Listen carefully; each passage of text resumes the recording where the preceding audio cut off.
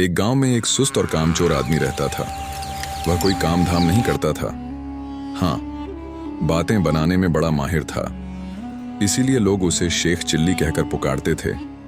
Sheikh chilli के घर की हालत इतनी खराब थी कि महीने में 20 दिन उसके घर का चूल्हा नहीं जल पाता था। शेख चिल्ली की बेवकूफ़ी और सुस्ती की सज़ा उसकी बीवी को भी भुगतनी पड़ती और उसे भी भूखे रहना पड़ता। एक दिन शेख चिल्ली की बीवी को बड़ा गुस्सा आया। वह गुस्से में बोली, अब मैं तुम्हारी कोई भी बात नहीं सुनना चाहती। चाहे जो कुछ करो, लेकिन मुझे तो पैसा चाहिए। जब तक तुम कोई कमाई करके नहीं लाओगे, मैं घर में नहीं घुसने दूंगी। यह कहकर बीवी ने शेख चिल्ली को नौकरी की खोज में जाने को मजबूर कर दिया। साथ में रास्ते के लिए 4 रूखी सूखी रोटियां भी बांध दी। शेख चिल्ली ना चाहते हुए भी नौकरी की खोज में निकल पड़ा।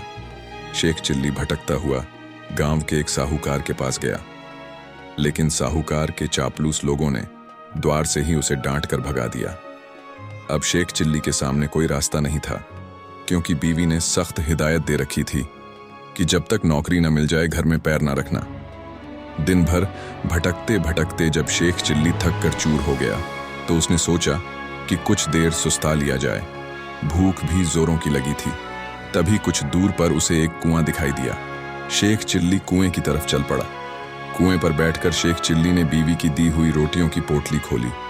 उसमें 4 रूखी सूखी रोटियां थीं, परंतु समस्या यह थी कि अगर चारों रोटियां आज ही खा डाली तो कल परसों या उससे अगले दिन क्या करूंगा, क्योंकि नौकरी के बिना घर में घुसना नामुमकिन था। जब शेख चिल्ली से अपने आप कोई फैसला ना हो पाया, तो भोले शेख चिल्ली ने कुएं से मदद लेनी चाहिए। वह हाथ जोड़कर बोला, हे बाबा, अब तुम ही मुझे आगे का रास्ता दिखाओ।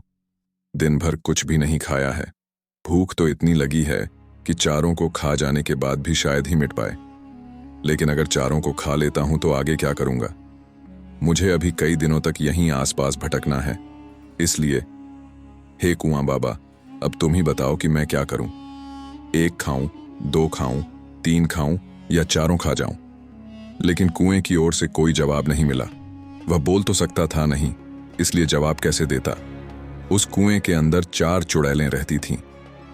जब उन्होंने शेख चिल्ली की बात सुनी, तो सोचा कि कोई दानव आया है जो उन्हीं चारों को खाने की बात सोच रहा है। इसलिए उन्होंने तय किया कि चारों को कुएं से बाहर निकलकर उस दानव से विनती करनी चाहिए, ताकि वह उन्हें ना खाए। घबराई हुई चारों चुड़ैलें कुएं से बाहर निकल आईं। हाथ जोड़कर वे शेख चिल्ली से बोली, हे दानवराज, आप तो बड़े बलशाली हैं। आप व्यर्थ ही हम चारों को खाने की बात सोच रहे हैं। अगर आप हमें छोड़ दें तो हम कुछ ऐसी चीजें आपको दे सकती हैं जो आपके बड़े काम आएंगी। चुड़ैलों को देखकर वह उनकी बातें सुनकर शेख चिल्ली हक्का बक्का रह गया। उसे समझ में ना आया कि वह क्या जवाब दें। लेकिन चुड़ैलों ने इस चुप्पी का मतलब यह समझ लिया कि महादानव ने उनकी बात मान ली है। इसलिए उन्होंने एक कठपुतला और एक कटोरा शेख चिल्ली को देते हुए कहा, हे दानवराज, आपने हमारी बात मान ली, इसलिए हम सब आपका बहुत बहुत उपकार मानती हैं। साथ ही अपनी यह 2 तुच्छ भेंट आपको दे रही हैं। यह कठपुतला हर समय आपकी नौकरी बजाएगा। आप जो कुछ कहेंगे यह करेगा, और यह कटोरा वह हर एक खाने की चीज आपके सामने पेश करेगा जो आप इससे मांगेंगे। इसके बाद चुड़ैलें वापस कुएं के अंदर चली गईं। इन सब से शेख चिल्ली की खुशी की सीमा न रही। उसने सोचा कि अब घर लौट चलना चाहिए, लेकिन सूरज डूब चुका था और रात घिर आई थी। इसलिए शेख चिल्ली पास के एक गांव में चला गया और एक आदमी से रात भर रुकने के लिए आसरा मांगा। उसने यह भी वादा किया कि इसके बदले में वह घर के सारे लोगों को अच्छे अच्छे पकवान व मिठाइयां खिलाएगा। वह आदमी तैयार हो गया और शेख चिल्ली को अपने घर में रुकने के लिए जगह दे दी। शेख चिल्ली ने भी अपने कटोरे को निकाला और उससे अपने करतब दिखाने को कहा। उसके इतना कहते ही खाने के अच्छे अच्छे पकवानों के ढेर लग गए। जब सभी लोगों ने खाना खा लिया, तो उस आदमी की घरवाली झूठे बर्तनों को लेकर नाली की ओर चली। यह देखकर शेख चिल्ली ने उसे रोकते हुए कहा कि मेरा कठपुतला बर्तन साफ कर देगा।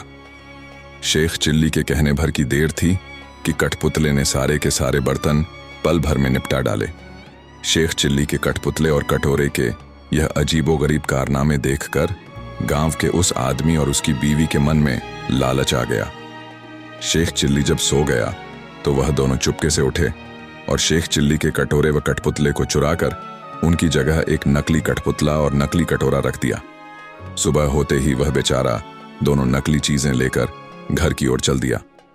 घर पहुंचकर उसने बड़ी डींगे हाँकते हुए कहा, भगवान, अब तुम्हें कभी किसी बात के लिए कहना नहीं पड़ेगा।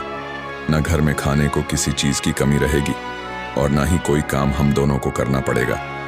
शेख चिल्ली ने अपनी पत्नी को सारी कहानी कह सुनाई, लेकिन पत्नी को उसकी बातों पर विश्वास न हुआ। उसने कहा, तुम तो ऐसी डींगे रोज ही मारा करते हो, अगर तुम कुछ करके दिखाओ तो जानूं। शेख चिल्ली ने अपने कटोरे व कठपुतले को अपने करतब दिखाने को कहा, लेकिन वह दोनों चीजें तो नकली थीं, जिसके परिणाम स्वरूप शेख चिल्ली की बात झूठी निकली।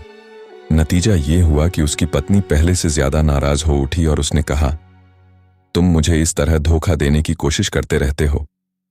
जब से तुम घर से गए हो, घर में चूल्हा तक नहीं जला है। कहीं जाकर मन लगाकर काम करो तो कुछ तनख्वाह मिले और हम दोनों को 2 जून खाना नसीब हो। इन जादुई चीजों से कुछ नहीं होने वाला। बेबस शेख चिल्ली खिसियाए हुआ फिर से वहां से चला गया और वापस उसी कुएं पर जाकर बैठ गया। If you want to hear the full story, subscribe to the channel.